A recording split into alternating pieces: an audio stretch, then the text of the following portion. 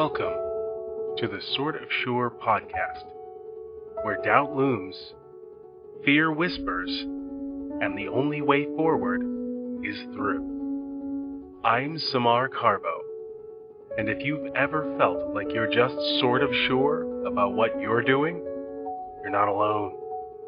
This is where we face the uncertainty, push past the hesitation, and keep going anyway. So take a breath, step in, and let's move forward together.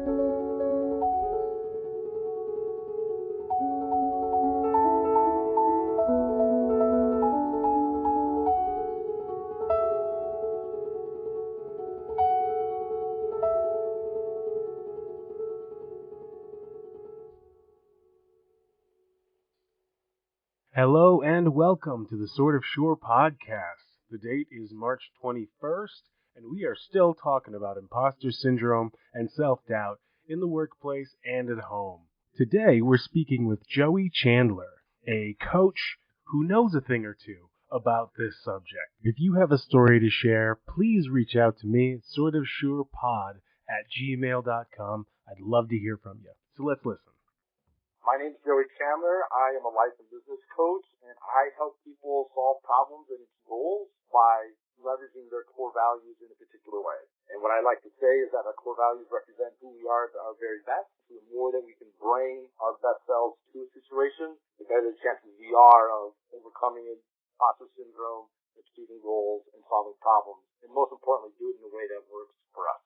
So what do you want to tell us today, Joey? Well, I think the main thing, like around the subject of imposter syndrome, is that our core values are really important. Because if you are feeling like an imposter in some particular area, then you're going to be you're not present to your core values in some way. Because our core values, as I said, represent who we are at our very best.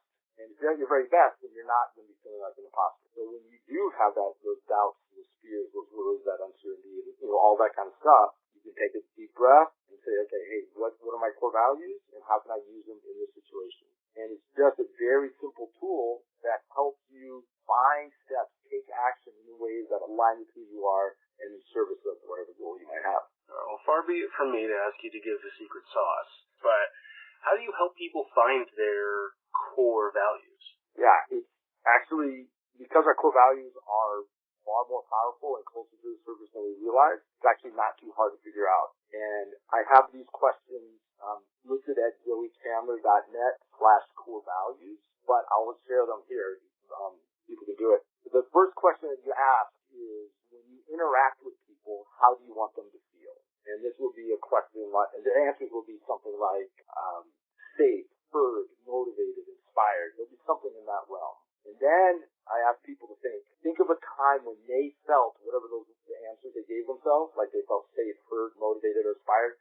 Think of the time when they felt that experience, and how did they describe that feeling? And that answer will be in the language of something like love, or joy, or happiness, excitement, or freedom. Those are the top five. And then you can say, okay, that's your core word. That's who you are at your very core, but that's a big, broad word. So let's actually narrow it down. We'll say, what are 3 words that help you experience more of that core word? So as an example, when I did this work, the core word that I landed on was love. And then love for me means courage, connection, and curiosity. So those are the 3 core values that I use. Now the idea here is not that you only have 3 core values, but I found that by limiting to 3, you actually were able to go deeper into those. They're easier to remember, and they just make your core values a far more effective tool than by having 5 or 7 or more. It's really good. So have you used this in your personal life to sort of pull yourself out of either a burnout or an imposter syndrome situation? Yeah, absolutely. Both, actually. Where this work really started to take shape for me was the end of 2022, January, and I just remember waking up one day and being completely burnt. I was going through a divorce. I was living alone for the first time in 20 years. My business was struggling, and it was right after COVID. So there was just so much uncertainty, just so much stuff in the air. And I woke up and I said, you know what? I can't do this anymore. I can't be anything but me. I just don't have the energy. And at the time, I had been coaching people in a variety of ways, so I had an idea of who I was, but clearly something wasn't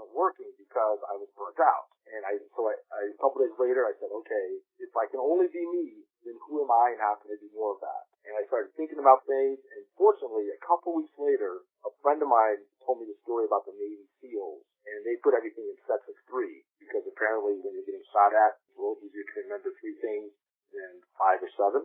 And out of just pure exhaustion, I said, okay, I'm going to reduce my core values down to 5, or from 5 to 3. It seemed like it was too little, but I reduced them down. They ended up being courage, connection, and curiosity. And I almost immediately would start to wake up the next day and say, okay, how can I build courage, connection, and curiosity in my day? And at the very beginning of that burnout, it was, I had all the courage I had to get up, go to the bathroom, drink some water, and get back into bed. Like, that was a crazy day for me. And then eventually, within a few months, I woke up and I realized that I had recovered from the burnout. I basically was able to be myself. And I didn't do, and the thing that was shocking, because I didn't do any yoga or meditation or any of the things that you would normally associate with an anti-burnout routine. But I realized that being anything but yourself is just exhausting. It's overwhelming. And when you add in all the extra stresses that we're experiencing, it's so easy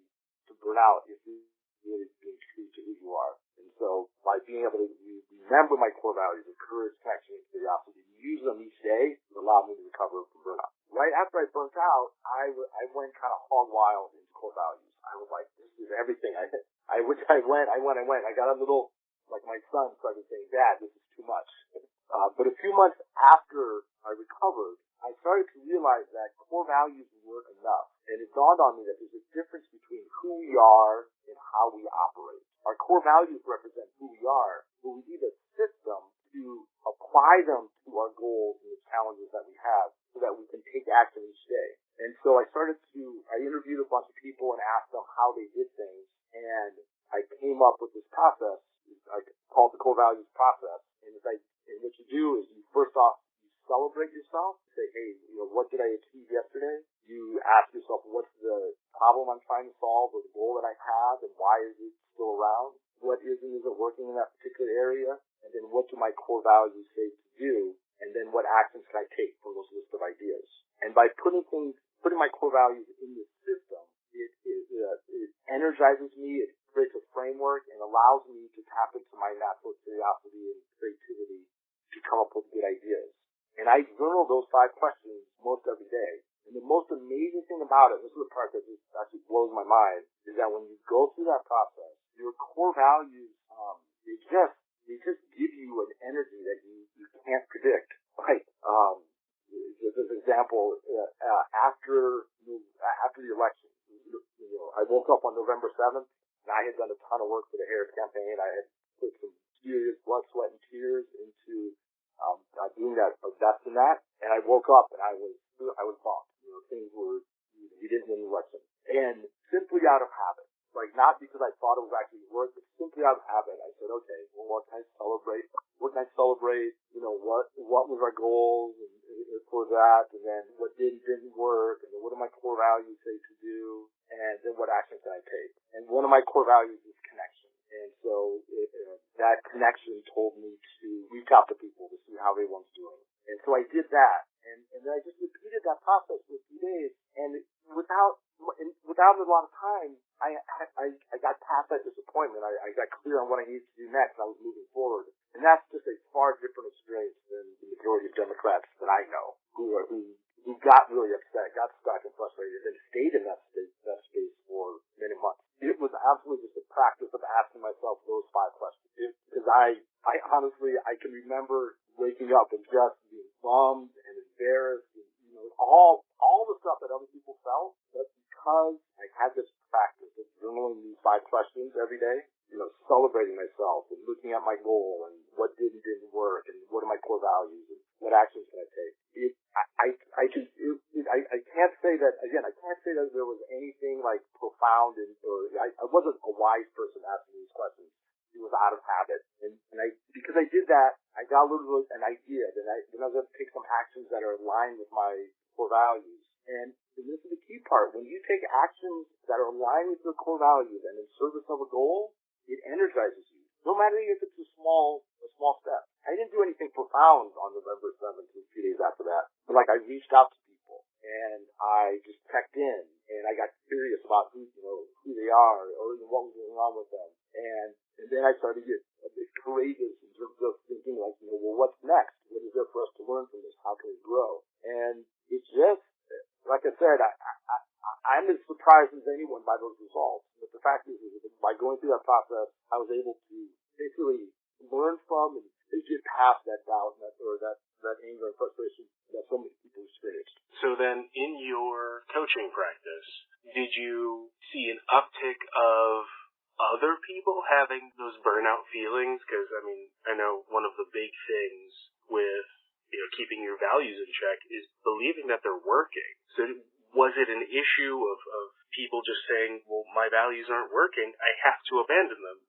And then what did you do if that did come up? Well, I think most people don't really know there's actually two parts. Most people don't know their core values, and they don't have a process. So whenever my clients come on, we get on the phone and we talk about whatever it is. They usually come on and they're frustrated or stuck about something. And it's kind of a joke now with my people where I'm saying like, okay, well, let's just go through the process. And I have no idea where the conversation will go. I come up with all sorts of really great ideas, or together we come up with all sorts of really great ideas, but I never know where it's going to go. I just know that if the person celebrates something that they accomplished recently, if they look at their goals and the problems they're trying to solve, if you look at what isn't working in that area and how they can use their core values, and then you come up with some ideas for action, they will always come up with an actionable idea that helps them move forward. And it's, like I said, people will come on with these long stories, but now it's kind of a joke. So I'm like, okay, let's go through the process and see. And we always come up with really good ideas. It's one of those things, like, it's totally normal, and it's absolutely incredible every time it comes up. Like, I honestly, like I said, I journal those 5 questions every day, and the majority of the day, I don't wake up going like, oh boy, I'm going to go journal my questions. And I do it out of a bit of a habit and routine, and I am like amazed by what the process tells me. And every time I get on a coaching call, by the end, we are nowhere where we started, and in no way that we could imagine. And it would all be driven by the core values of the clients. Have you used this with your family as well? Yeah. Last year I broke my leg, and I was in the ER, and I didn't realize at the time that my leg was broken up by my knee and down by my ankle. So you can imagine, it was just simply impossible for me to get into a place where I wasn't in pain. And so I was moaning and I was groaning, and my son, who was 16 at the time, he looked at me and he said, "Dad, which one of your core values is missing?" But I had talked to him about core values so much that he knew that was the question to ask. And I looked at him like, "What are you talking about?" And he said, "Dad, you're always saying there's a problem, one of your core values is missing. Clearly there's a problem here, so which one of your core values is missing?" I took a breath and realized that was the best coaching he could give me, because I realized that my leg was broken and I was really scared. And so one of my core values is courage. I'm like, okay, how can I bring some courage to the situation? And then I started thinking about curiosity, and I started thinking of how can I use the situation of having a broken leg to teach me something about life that I wouldn't learn by having a shield leg. And I can't remember, I just was thinking about that, I can't remember any of the answers, but I do remember that by having that question and having that curiosity, as I was waiting in, when you're waiting in the ER, you just don't know, you're waiting for the doctor to get back to you, and there's so many concerns.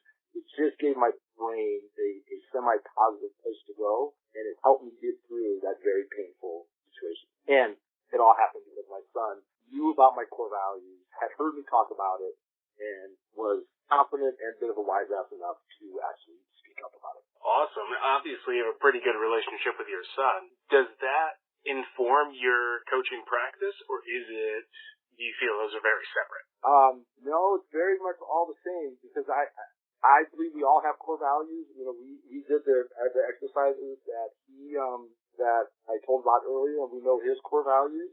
Now, obviously, father-son relationship is different from a coaching client relationship. So I can't always go into the coaching mode that I want, and he obviously isn't always open to that. But one thing that it really does help me is because I know my son's core values, speak to them more. And sometimes, as a parent, sometimes the kids are able to push the buttons in ways that no one else can.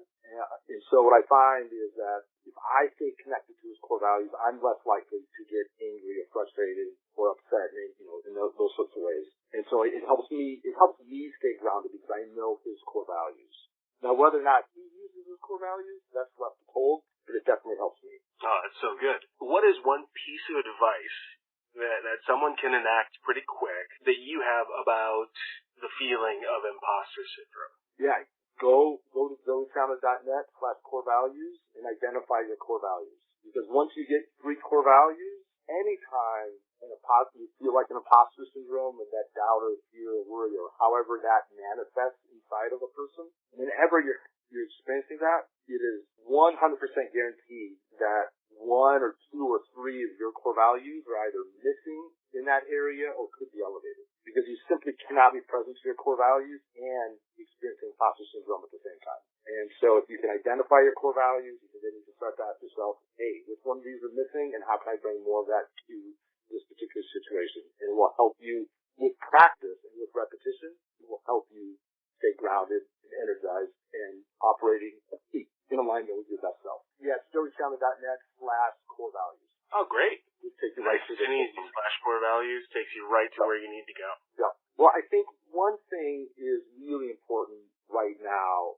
There's just a lot of uncertainty in the world. We're experiencing economic changes, political changes, social changes, just all sorts of just change. And whether you like the change or not, all of the kind of the structures and the systems and many of the social safeguards that we have are in change, or as in the process of being changed. And that is good in many, many ways, but it also creates a lot of uncertainty for people. And I think people are exhausted and overwhelmed and frustrated in all sorts of different ways. And so I think it's more important now, more than ever, to really help people to get clear on their core values, to get grounded so they can figure out ways to take actions that are in alignment with them and what they want to accomplish, because that will help them always find a step despite all the chaos that we're experiencing. And beautifully said.